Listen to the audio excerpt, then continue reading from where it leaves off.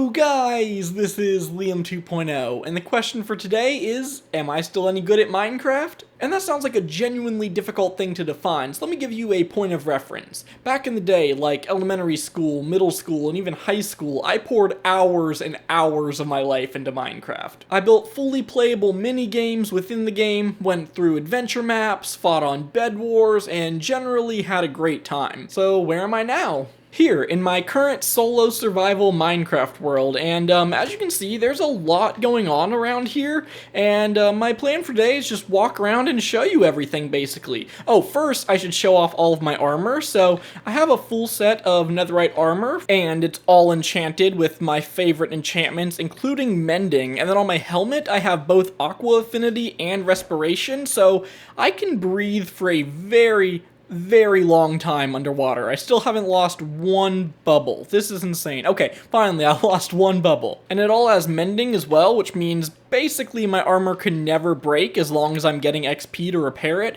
And that's the same with all of my tools as well, besides my bow, because you can't have both infinity and mending, and I wanted infinity so that I can carry less arrows.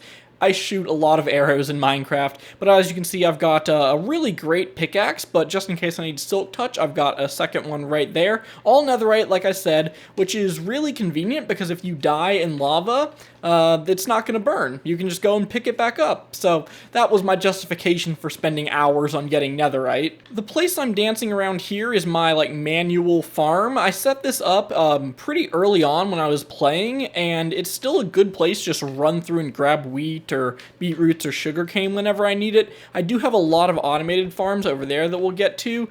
First, I guess we should go over to my little enchanting station. There's literally nothing special about this. It's just like any other Minecraft enchanting station. I mean, I do have a lot of potions ingredients. I don't think there's anything in... Yeah, I have an empty chest and an almost broken anvil. So yeah, as you can see, I'm doing very well for myself. My under chest is pretty bare. I have 64 bread and 64 torches in case I run into any trouble. I've got totems of undying. I've got just tons and tons of different resources. Especially, I have an entire shulker box of mending books because I'm terrified that I'm going to need mending and I won't be able to find a mending villager. So I've got all that there. I have some extra wither skulls. I actually have some more over here in my skull collection, and this was incredibly challenging because in order to get mob heads, the mob has to be blown up by a charged creeper. So there's a lot of steps there. First, it has to be a thunderstorm.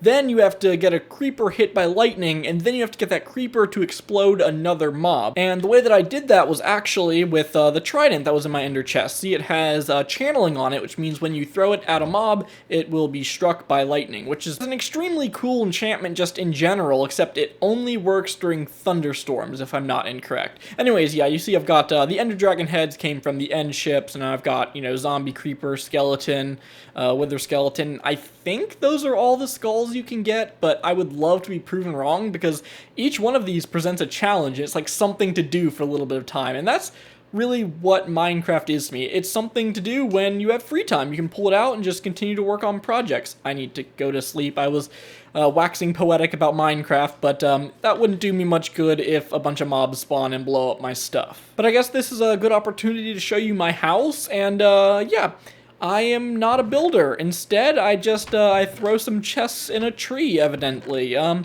mean, there's lots of valuable stuff in here. I have a separate valuables chest in my ender chest. This is just what I've collected in the past couple of days, so you might be able to imagine or extrapolate what my ender chest looks like. I've got tons of food, tons and tons of dirt and stone and stuff that I'll probably never touch again, but it's nice to have just in case I'm crafting something or building a giant cobblestone platform, I suppose. More random diamond armor, backup, netherite stuff that it looks like I used that for a while and then got my upgraded stuff, so I threw it in that chest evidently. And I'm eating golden carrots because they have a very high saturation, so yeah, golden carrots are extremely expensive, but it also means you have to eat less. less and craft less, and also I have a huge carrot farm over there, and if I fly over into the distance a little bit, I have a zombie pigman gold farm that I can come over here and turn on, and that will get me gold and rotten flesh. And rotten flesh sounds terrible, but you can actually trade it with cleric villagers for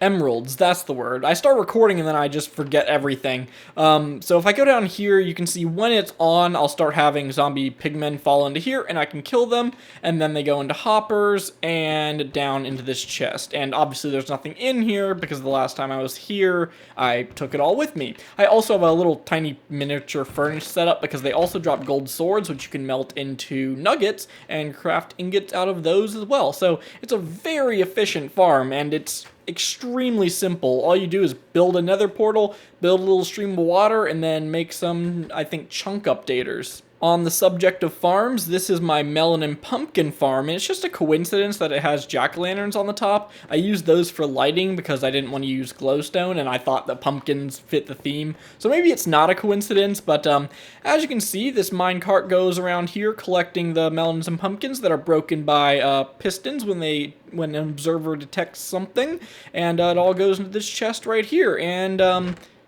wow, I swear I just emptied that chest like yesterday to get some emeralds, and it's already completely full. So over here is the sugarcane farm, and it works extremely similarly to the melon and pumpkin farm. When the sugarcane reaches a certain height, any one of these rows, the observer will detect it, and then the pistons will fire and break the sugarcane. And then down here, oh, I fell into the water. And the reason that I'm using a minecart with hopper is because, one, it can suck items through the ground, and two, I don't need to have an entire floor of hoppers. That would get very expensive fast. However, I do have an iron farm over here, so I really shouldn't be complaining about making hoppers when I have chests that look like this. A little over here is a tree farm, and unfortunately, it's not fully AFK because I don't have a blast chamber. Instead, I just stand here until, like, 12 trees grow, and then all of these pistons push them out that way, and then I can go through and mine them with an